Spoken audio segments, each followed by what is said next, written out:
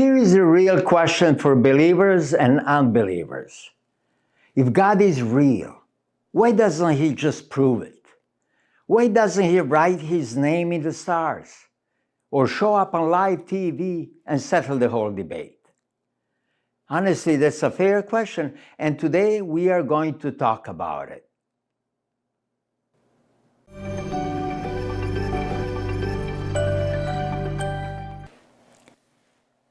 The British philosopher Bertrand Russell was once asked, "What if after you die, you meet God and He asks you, 'Why didn't you believe in me?'" Russell answered, "Not enough evidence, God, not enough evidence." A lot of people today feel the same way. But here is something interesting. Even some one of the world's top thinkers admit that the issue isn't always just evidence. The philosopher Thomas Nagel wrote, "It isn't just that I don't believe in God. It's that I hope there is no God. I don't want there to be a God. I don't want the universe to be like that." That's honest, and I respect that kind of transparency. And it shows something important. For many people, the barrier isn't only proof, it's preference. And to be clear, I am not saying every atheist is like that. Some of my good friends are genuine, humble seekers. But it is true that for many, no amount of evidence would ever be enough, unless it come in exactly the way they wanted. And at this point, someone might respond, okay, but if God really exists, why not just make it obvious? So obvious that no one could deny it.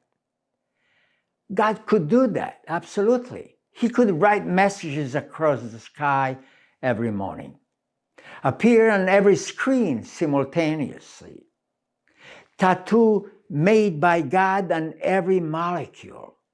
He could make unbelief impossible. But hold on to that thought, because before we answer it, we need to take a step back and ask a deeper question. What kind of belief are we even talking about? Because there are actually two kinds of belief that every single one of us uses every day.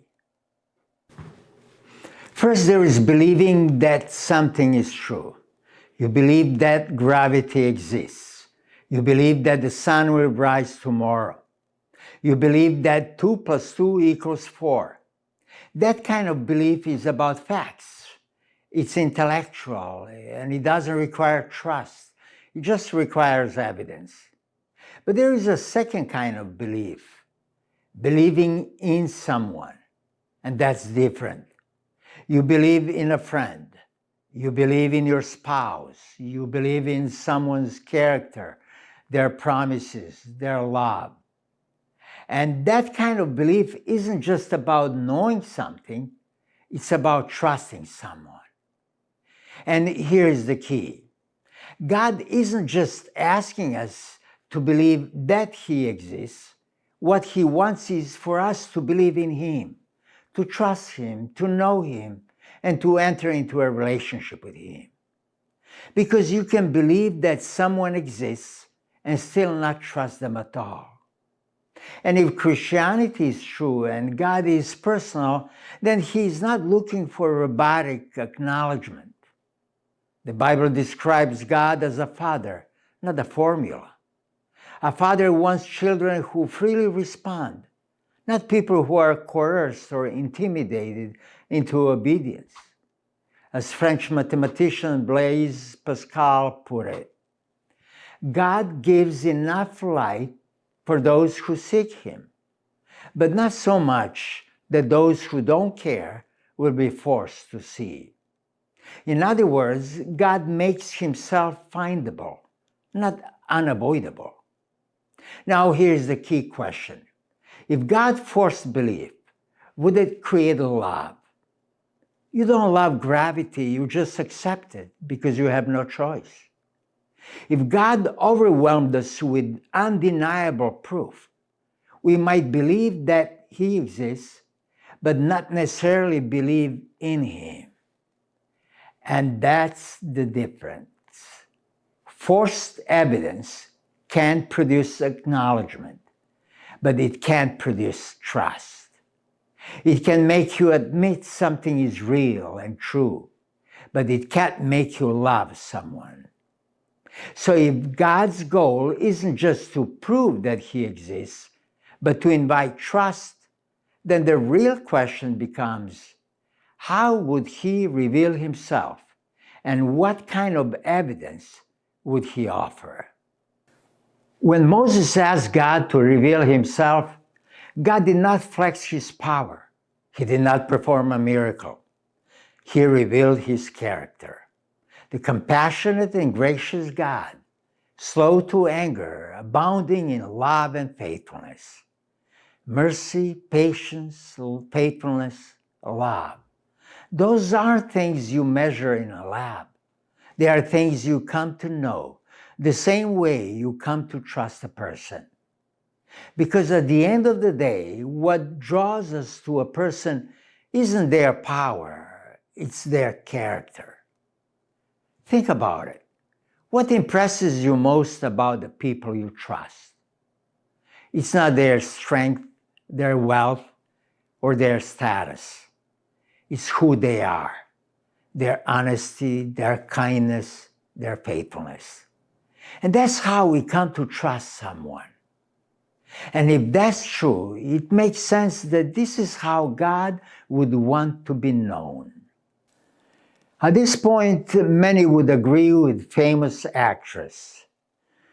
I cannot believe in God when there is no scientific evidence for the existence of a supreme being and creator.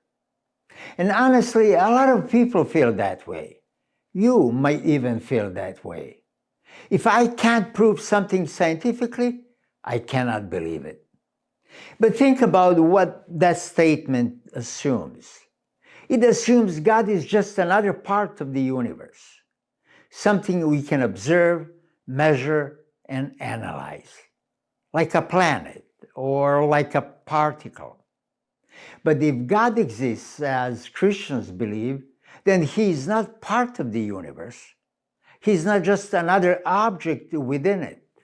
He is the one who made it, which means He stands outside of it. But that doesn't mean we can't know Him. It just means we come to know Him differently. Not through a scientific method, but in the same way we come to know a person. You see, you don't use a microscope to measure love. You don't use chemistry to prove loyalty. You don't run an experiment to determine trust.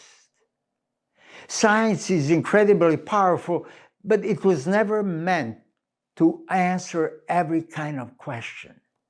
Believing in God is less like solving an equation and more like saying yes to a relationship. Imagine a young man getting down on one knee and saying to a girl, "Trust me, I love you, and I want to spend the rest of my life with you." He doesn't hand her a spreadsheet proving that the marriage will succeed. There is no scientific proof they'll stay together. And yet, if she says yes, it's because of a relationship built over time, one that has given her enough reason to trust Him. And that's what faith is.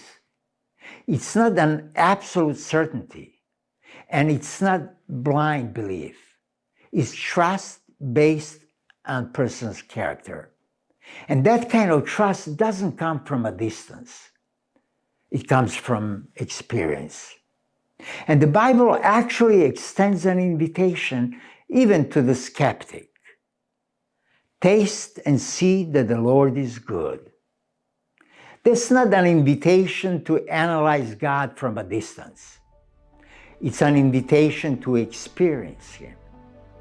You don't learn what honey tastes like by reading about it. You take a bite. And faith is like that. You discover His truth by living it, by talking to God, walking with Him, and seeing what He does in your life. Christianity isn't just an argument, it's a relationship. And the invitation is simple. Come and see, taste and experience it for yourself. If this made you think, give it a like. Drop a comment. Whether you are a skeptic or a believer, I would like to hear your thoughts. And if you want more content about faith, doubt, meaning, and God, subscribe and hit the bell.